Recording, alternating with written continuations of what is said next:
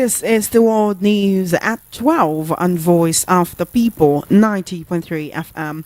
My name is Chioma Innocent, and here are the top stories. Australia moves to ban children under 16 from social media. Marketers sue Dangote, insist on petrol import. APC protesters storm National Assembly over hardship and fuel. Donyo Kupe urges Dangote to back opposition to remove Tinubu in 2027 and release the minors reveal being stabbed and locked up with criminals. Details now. Thank you for staying with us. The World News at 12 begins with Australia's Prime Minister vowing to ban children under 16 from social media, saying the pervasive influence of platforms like Facebook and TikTok was doing real harm to kids. The tech giants would be held responsible for enforcing the age limit and face hefty fines if regulators notice young users slipping through the cracks, according to Prime Minister Anthony Albanese. Australia is among the vanguard of nations trying to clean up social media, and the proposed age limit will be among the world's strictest measures aimed at children. The new laws will be presented to state and territory leaders this week before being introduced to Parliament in late November. Once passed, the tech platforms will be given a one-year grace period to figure out how to implement and enforce the ban. Back home in Nigeria, three oil marketers, AYM Shafa Limited, AA Rano Limited, and Matrix Petroleum Services Limited, have asked the Federal High Court in Abuja to dismiss the suit filed by Dangote Petroleum Refinery and the petrochemicals. The marketers, in a joint counter-affidavit dated November 5, 2024, a response to an originating summon filed by Dangote Petroleum Refinery, argued that granting the application of refinery would spell doom for the country's oil sector. They emphasized that the plan to monopolize the oil sector is a recipe for disaster in the country. Dangote Refinery, in its originating summon dated September 6, 2024, had sued Nigeria Midstream and Downstream Petroleum Regulatory Authority (NMDPRA) and the Nigerian National Petroleum Corporation Limited (NNPCL), AYM Shafa Limited, and other oil marketers as first 7 defendants. The refinery prayed the court to declare that the NMDPRA was in violation of sections 317 subsection 8 and 9 of the Petroleum Industry Act (PIA) by issuing licenses for the importation of petroleum products. It stated that such licenses should be issued in circumstances where there is a petroleum product shortfall. It also urged the court to declare that NMDPRA is in violation of its statutory responsibilities under the PIA for not encouraging local refineries such as the company. The oil marketers, however, responded that Dangote Refinery does not produce adequate petroleum products for the daily consumption of Nigerians. They noted that the plaintiff had not placed anything before the court to prove the contrary. They also argued that they are well qualified and entitled to be issued an import license by the NMDPRA to import petroleum products in Nigeria within the meaning of section 317 subsection 9 of the PIA.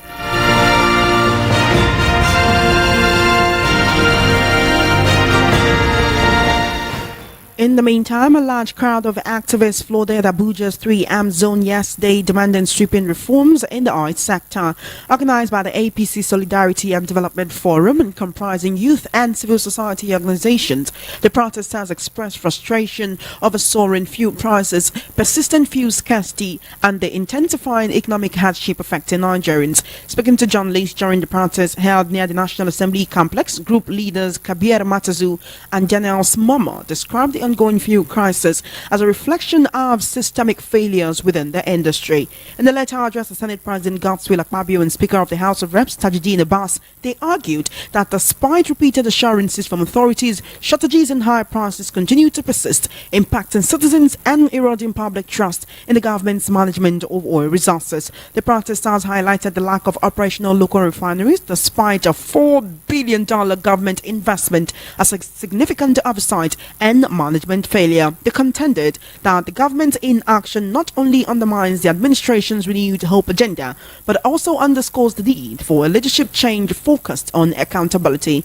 Additionally, they pointed out the absence of a clear plan to revitalize and operate local refineries as a major concern. The protesters demanded the establishment of an investigative committee to address alleged misconduct, with any official implicated prosecuted, through the anti-corruption agencies. They further called on the National Assembly to act decisively to reform the industry, ensuring it operates efficiently and supports the nation's economic welfare. Now let's take a listen to one of the leaders of the protest speaking during the protest.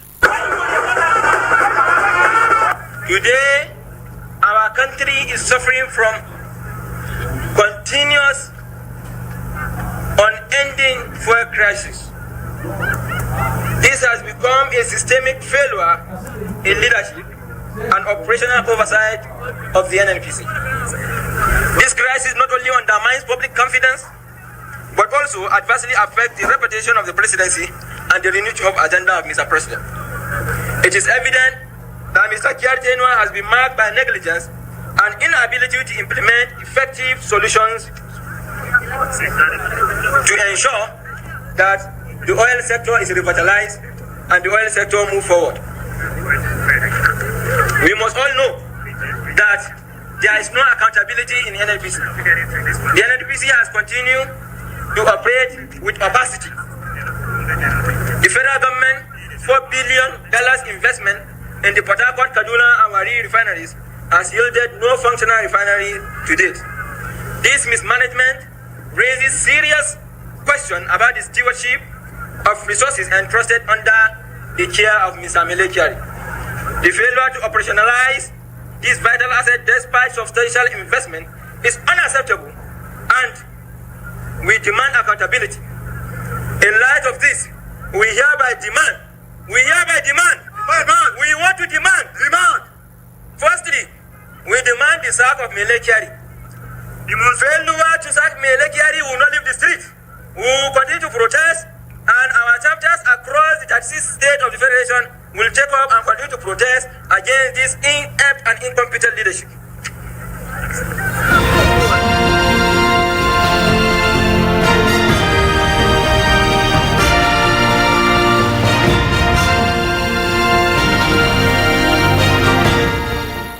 Meanwhile, a former presidential spokesman Doyin Okupe today suggested how to unseat President Bola Tinubu in 2027. Okupe said a combination of former presidential candidates from the People's Democratic Party (PDP), Atiku Abubakar, and the Labour Party Peter Obi would unseat the president in 2027. He said it is a game over should former President Goodluck Jonathan join the race. Posting on X, Okupe charged the business mogul Aliko Dangote to emulate Elon Musk and back Atiku. He wrote, "Many Nigerian pseudo-politicians lack deep thinking. Atiku Obi will unseat Tinubu, assumes Yorubas are stupid. Bring GEJ in 2027, game over, assumes the North is self-destructive. Dangote should be like Elon Musk and back Tinubu, assumes Dangote is suicidal. Where is God in all this?" End quote. After being granted reprieve by President Bola Tinubu on Monday, several minors aged between 14 and 17 who were arrested during August's #EndBadGovernance nationwide protest against hardship in the country have shared the harrowing experiences while in custody. You will recall that on Friday, 76 suspects, including 32 minors who were arrested during the protest, were arraigned by the IGP on 10 counts bordering on treason, intent to destabilize the country and inciting mutiny by calling on the military to take over government. 4 of the minors, who look visibly malnourished, collapsed during court proceedings. It sparked outcry across the country, with civil society groups and right activists blaming the police and government over the treatment of the minors from Kano and the Kaduna state. Following the uproar, Minister of Information and National Orientation, during an emergency briefing on Monday, told State House correspondents that the president had directed their immediate release. Consequently, the Abuja High Court struck out the charges brought against them. Those from Kano who have been kept at the Muhammadu Buhari Specialist Hospital, where they are being checked and treated by a team of medical personnel. They are expected to remain in the hospital for 5 days before they would be reunited with their families. Some of them who spoke to journalists when they were taken on their return to Kano said they were denied food by the government officials for several days. They also said that many of them were not involved in the protest but were kept in the same cells with hardened criminals. You're listening to the World News at 12 on Voice of the People 90.3 FM. Now joining me for the news analysis segment, I have Mr. Peter Anosike. He is a revered journalist with many years of experience, as well as a political, social and national affairs analyst. Always a pleasure to have you here. Good afternoon. Thank you for having me. Thank you so much for coming. Oil marketers are counter-suing Dangote and insisting on petrol imports. You recall that Dangote, first of all, actually sued the NMDPRA, the NNPCL, and some oil marketers are saying that why would they be issuing licenses? Why would the NMDPRA and the NMPCL be issuing the licenses for the importation of petroleum products? It says such licenses should only be issued in circumstances where there is a petroleum product shortfall, where he's not able to meet the market demand. And Dangote is arguing that he's meeting the market demand. Now, marketers have countersued, saying you're not meeting the market demand. If you're meeting the market demand, you should bring proof to that effect. With all of this, many people are saying, many analysts and Nigerians are saying, it seems that Dangote wants to monopolize Nigeria's petroleum sector. Is that what's going on? Well, from that suit, that is exactly what it means. And for me, that suit was based on greed. It was based on greed and on the part of Dangote Petroleum. On the part of Dangote Petroleum. Everywhere in the world, we talk of free market. We talk of free market. Monopoly does not help any economy. It is competition that helps any economy in the world. That's why we talk of free and fair market. But Dangote has been exercising unnecessary monopoly in this country, and it should stop. And if the court should grant this, Nigeria is finished. If the court should grant Dangote's prayers, it means that Nigeria is finished. There's nowhere in that bill that said that there will be monopoly in this industry. It is wrong, and I know that court will dismiss it and throw it into the dustbin because it is unnecessary. When we talk about when we talk about market forces, it means more than one business. It means competition. That is why we talk about market forces. When you have a monopoly, there's no more competition. Dangote can wake up one morning and say that petrol should be selling at 5,000 naira, understand me, and there's nothing anybody can do about it. So I feel that the court should throw their suit into the dustbin because that's where it belongs. Everywhere in the world, what is in practice is free market. But the market should not only be free, it should also be fair. So even if Dangote can supply enough to Nigerians, it is still not fair. We want a free market in Nigeria. What is happening in the cement industry must not happen in the downstream sector of the Nigerian economy, because PMS is what affects everybody in the country. Cement can only affect you if you want that to build a house or make some constructions. Understand? But fuel concerns everybody. Both the micro, the macro, the small and the middle economies. And there must be no monopoly in this. There must be no monopoly in this. Dangote should also be looking for other countries that he can be exporting his petroleum products. We want competition in the sector. There must be importation. And Nigerians should, anybody that sells cheaper, Nigerians will go to the person. If imported petrol products are cheaper than Dangote own, Nigerians will start patronizing the imported. But how can it even be cheaper when the NNPCL is the one deciding prices? I want to take your mind back to the fact that a number of refineries that are about to come up, they've already been granted licenses, right? And then we also have the loan for crude issue, which is the reason why even Dangote himself has to import crude to refine. So at the end of the day, even Nigeria does not have enough crude to satisfy Dangote refinery and other refineries that are coming up. So why this monopoly in the first place? Dangote already has his issues with the NNPCL. Why does he want to add this? That's why I say it is greed that's behind this issue. It is greed that is behind this issue. There should be competition. People who have the capacity to import should be importing. Nigerians will now be going and buying from anyone that is cheaper.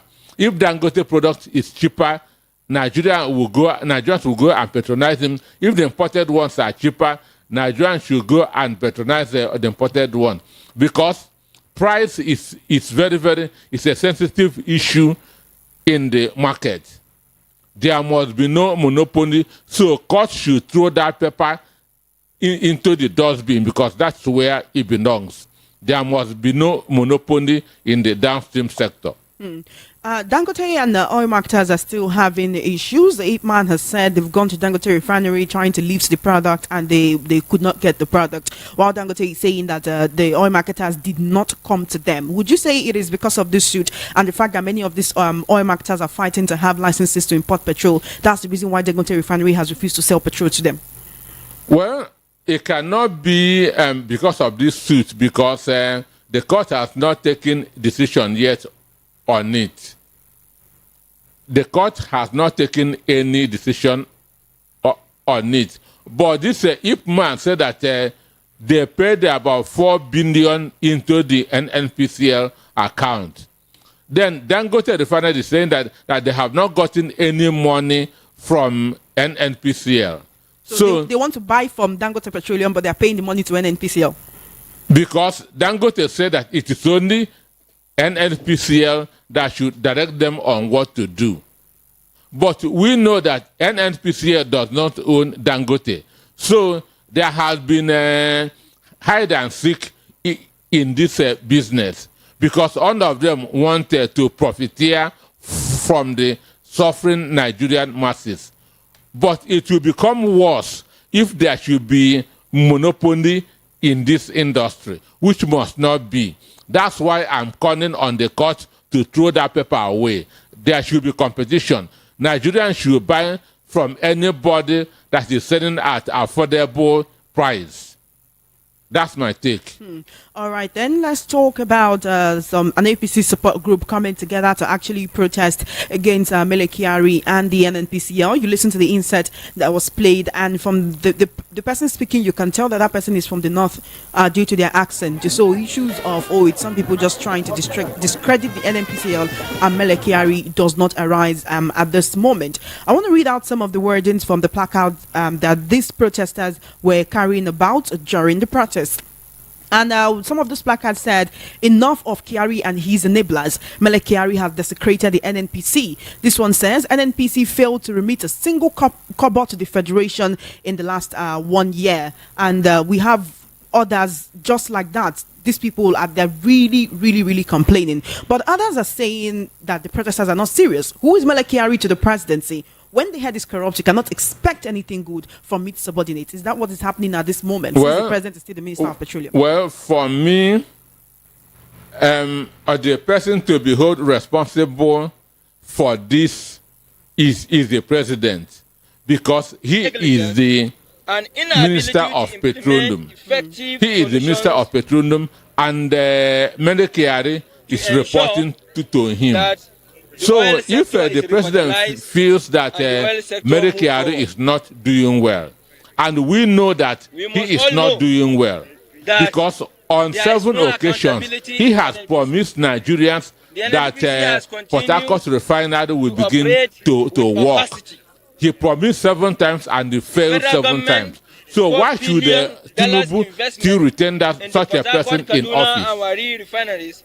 So Tinubu should be the one that should be held responsible for this, because Mele Kyari is just an employee of Tinubu. Of resources entrusted. The question is, why is Mele Kyari still the head of the NNPC? Can the president explain why he's not removed him from the office? Let Nigerians be despite all of this issues, despite the outcry, the huge outcry from Nigerians. That is why I said that it is Tinubu that should be held responsible for the mess in this we hereby demand. Downstream sector. We want to demand. Because if he's not benefiting from the mess there, he should have sacked Mele Kyari many years ago. To sack Mele Kyari, will not leave the street. This drama continue to protest, started from and our Buhari. chapters across Melchiari 36 is now states of the Federation will take up and continue to Godwin protest against He his seems to be one of the inept only and people that incompetent keeps leadership. surviving every kind of Understand me? shuffle. He is now like Godwin continued leadership Emefiele. Power has of Melchiari entered is his head. detrimental He is now even feeling NNPC and that the he is Nigerian public. above everybody in the It is country, time for and new that he leadership can do anything and that get away with it. And that truly, he is prioritizes doing accountability everything and and getting efficiency. away with it. I cannot give somebody my employee cannot promise me on 2 occasions that he will deliver, I will not deliver, and I will retain him in that office. But this guy has promised 7 times and failed 7 times. What is he still doing there?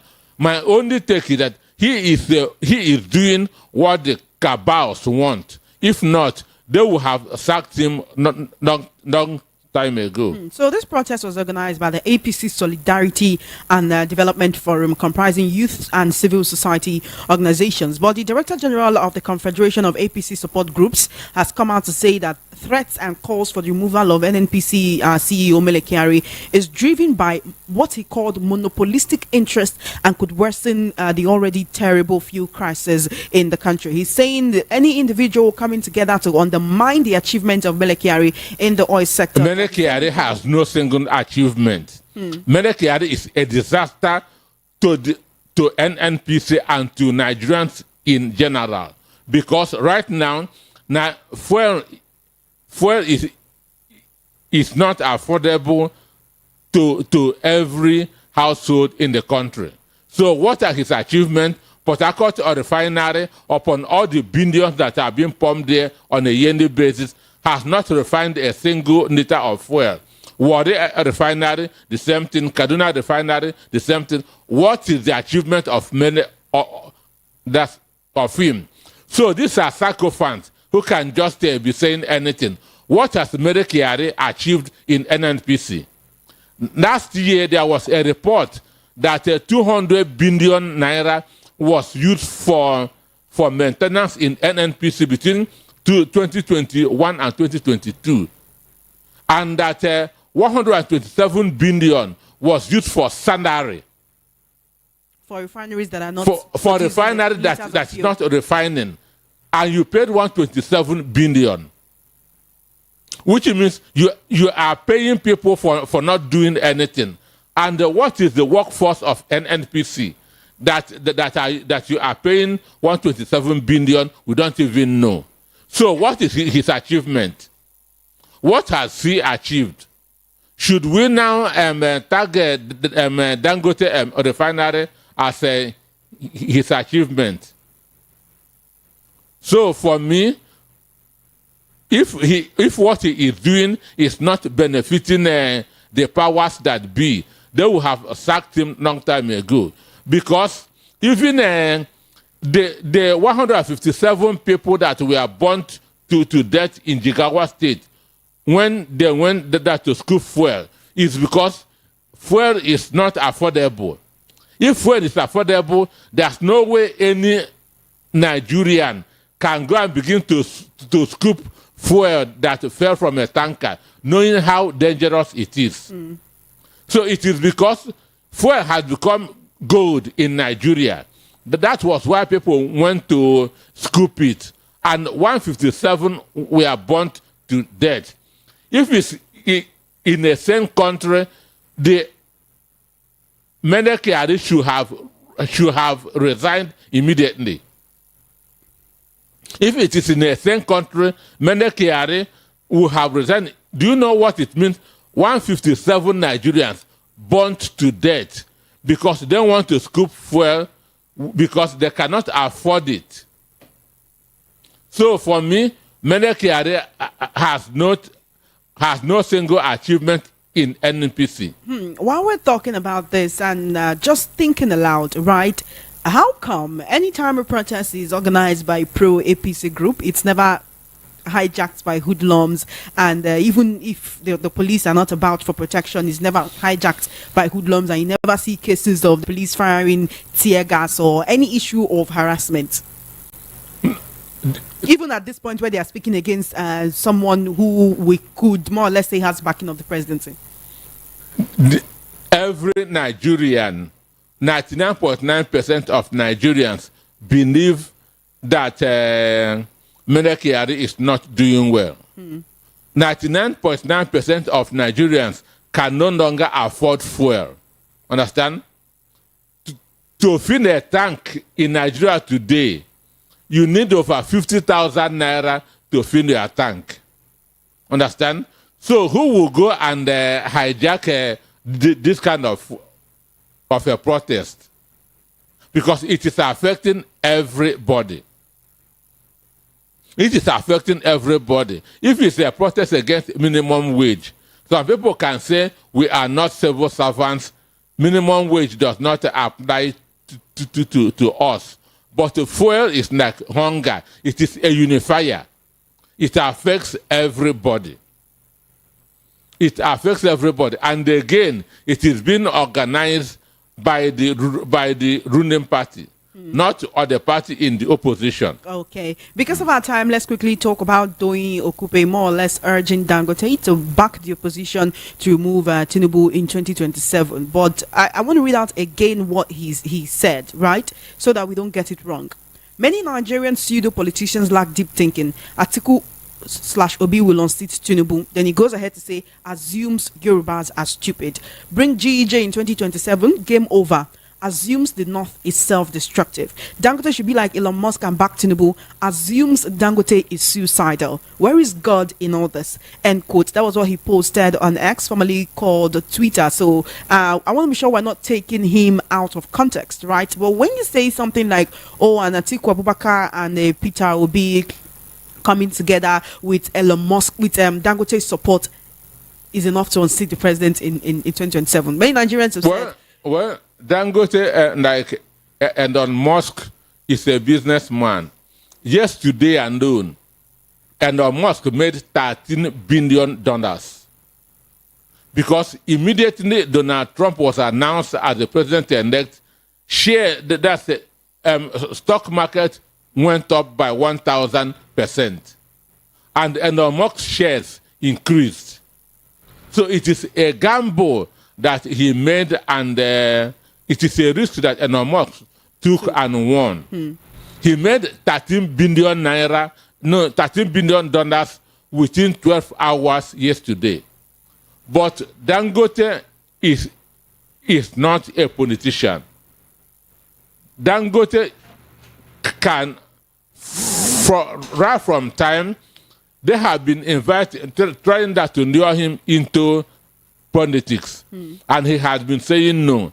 And one of his principles is that you don't fight government. That you don't fight government. In 2023, this APC propagandist named Dangote as one of their financiers. I say it's not true. I say, because he's somebody I know too well. I denied that news before 3 days later. Tony Kagan announced that what was announced. He's confused. He does not know what to do about the oil business in Nigeria. I know that Dangote cannot go into politics. He's a businessman and he likes what he is doing. Our time is fast spent, Mr. Peter Anaske, and it's time for us to go. But I must thank you for joining us on the World News at 12 this afternoon. It's always a pleasure to have you right here. Thank you. Yeah, thank you for having me. Thank you so much for coming. You have been listening to the World News at 12 right here on Voice of the People, 90.3 FM. Just before we wrap up, let's take a look at the top stories again.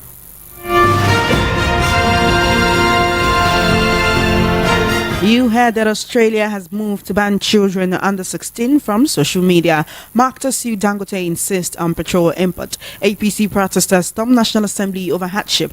Doyin Okupe urges Dangote to back opposition to remove Tinubu in 2027 and release the minors reveal been starved and locked up with criminals. And that is a wrap on the World News at 12. My name is Chioma Innocent. Good afternoon and thank you for listening. Do stay tuned.